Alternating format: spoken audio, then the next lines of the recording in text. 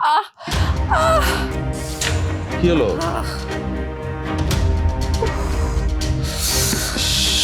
দেখি দেখি দেখি। আহা, এত অন্যমনস্ক থাকলে চলে? রক্ত বেরোচ্ছে লুবনা। কি যে কর, ফার্স্ট এড বক্সটা কই? ফার্স্ট এড ওই তো। দেখি দেখি দেখি, দাঁড়াও দাঁড়াও, কিচ্ছু হয়নি কিচ্ছু হয়নি। একটু অপেক্ষা করো। তুমি না ইদানিং কি শুরু করেছো বলো তো? মানে এটা দেখি, একটু চেপে ধরো। জ্বলছে, একটু একটু ধরো, তুমি ধরো এটা। এই তো শেষ হয়ে গেছে, ঠিকঠাক আছে। মানে একটু কেয়ারফুলি করবে না এই কাজগুলো? এত অন্যমনস্ক থাকতে হয় বলো? হঠাৎ করে কেমন যেন বুকটা কেঁপে উঠলো, কেমন যেন লাগছে সাফায়েত। আরে ও কিছু না।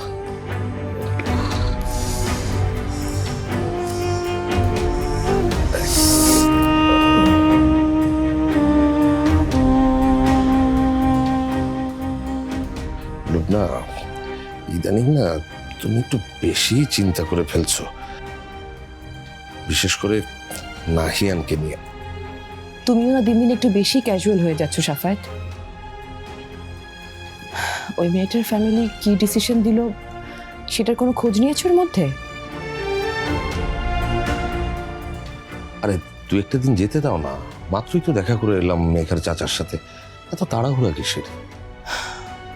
ইউকেতে আমাদের সবকিছু কত সুন্দর সাজানো গোছানো ছিল,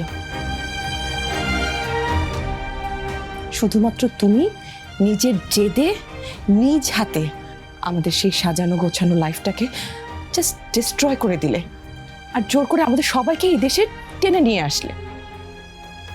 আর এখন বসে বসে অপেক্ষা করতে হবে কবে আবার সবকিছু নিজে থেকে ঠিক হবে। বারবার এই খোঁচাটা দিতে আমাকে তোমার খুব ভালো লাগে, তাই না?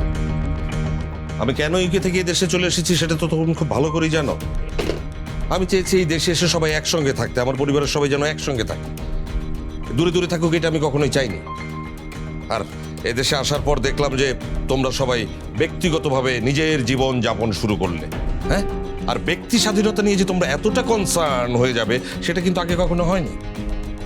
তার অ্যাট লাস্ট তোমরা কি শুরু করলে? সবাই মিলে আমার এগেনস্টে যুদ্ধ শুরু করে দিলে।